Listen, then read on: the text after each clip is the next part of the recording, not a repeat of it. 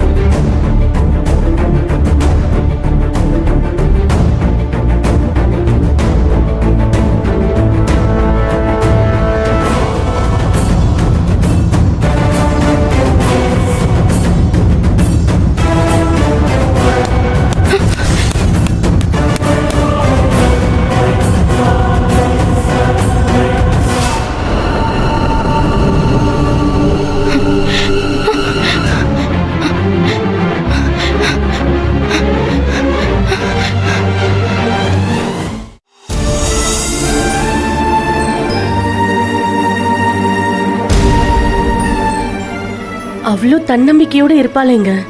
சின்ன வயசுல படிச்ச ஸ்கூல்ல எல்லாம் புல்லிஸ அவ்வளோ தைரியமா ஃபேஸ் பண்ணிருக்கா. அவ்வளோ விட பெரிய பசங்களை கூட பயப்பட வச்சிருக்காங்க. எப்படிங்க அவளால தன்னை பாதுகாத்துக்க முடியாம போயிடுச்சு?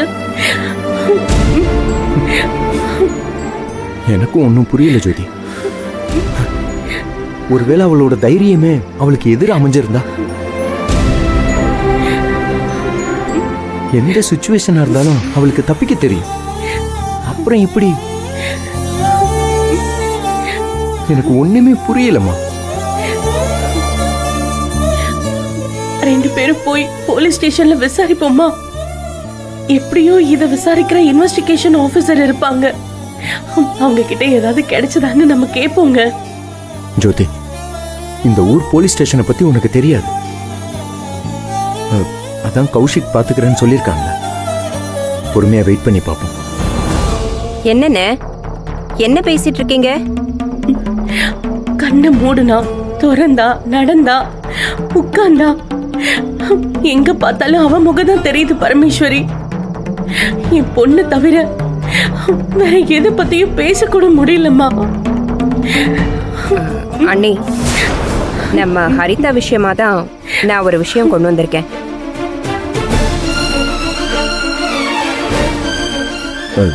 என்ன பரமேஸ்வரி, ஏதாவது தகவல் கிடைச்சதா? கிடைச்சிருக்குண்ணே. நான் சொன்னேன்ல, அந்த நந்தினியும் சூர்யாவும் தான் இதெல்லாம் பண்ணிருப்பாங்கன்னு. அத நாம சொல்லி என்ன பிரயோஜனம் பரமேஸ்வரி? போலீஸ் தான் சொல்லணும். ஆனா எனக்கு இப்போ ஒரு சந்தேகம் உறுதியாயிருக்கு அண்ணி. என்னன்னு சொல்லு பரமேஸ்வரி. அண்ணி, நம்ம ஹரிதா கேஸ்ல அந்த சூர்யாவும் நந்தினியும் மட்டும் இல்ல, மொத்த குடும்பமும் சேர்ந்துதான் இத செஞ்சிருக்காங்களோன்னு தோணுது.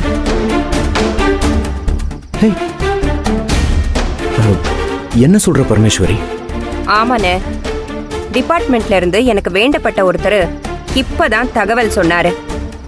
அதுவும் அந்த சுந்தரவள்ளி வீட்டுக்குள்ள நடந்ததை பத்தின தகவல்.